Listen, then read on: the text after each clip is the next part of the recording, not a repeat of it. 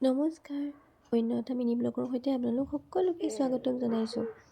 যিহেতু বছৰটো শেষ হ'ল আৰু বছৰটোৰ শেষৰ দিনাখন মইনো ভিডিঅ' এটা নবনাই কেনেকৈ থাকিব পাৰোঁ ন। সেয়েহে ময়ো ৰাতিপুৱাৰ পৰা ষ্টাৰ্ট কৰি দিলোঁ ভিডিঅ'টো বনাবলৈ।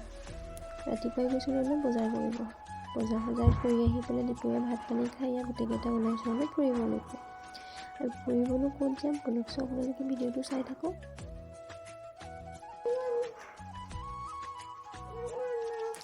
আৰু আমি ফুৰিবলৈ আহিছিলোঁ শ্ৰীমন্ত শংকৰদেৱ কলাক্ষেত্ৰলৈ।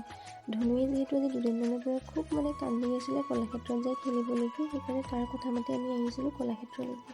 আৰু আহিয়ে চাওকচোন সি পূৰা তাৰ নিজৰ ডেষ্টিনেশ্যন পোৱাৰ পাছত আৰু মানুহকেইটাৰ লগত কোন আহিছিল পাহৰি গ'ল। আহিয়ে পূৰা খেলিব লাগি গ'ল।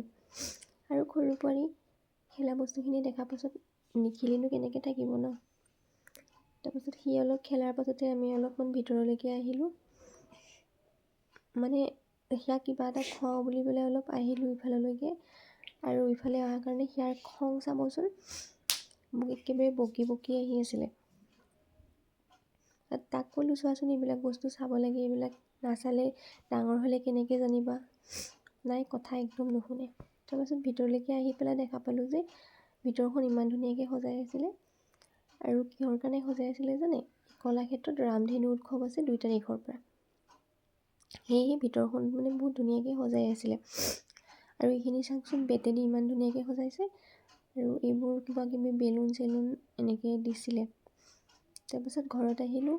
ঘৰত আহি বাকীখিনি আপোনালোকক দেখুওৱা নহ'ল। আৰু লৈছোঁ আমি গাহৰি পুৰিব।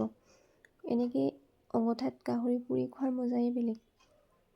গাহৰি চাহৰি পুৰিলোঁ ৰাতি। আৰু বেলেগ কিবা কিবি কৰিছিলোঁ, কিন্তু এইখিনি আপোনালোকক দেখুৱাইহে নহ'ল দিয়কচোন।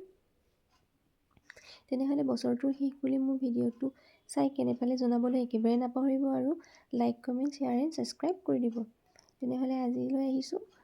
সকলোৰে বছৰটো ভালে ভালে পাৰ হওক। ধন্যবাদ।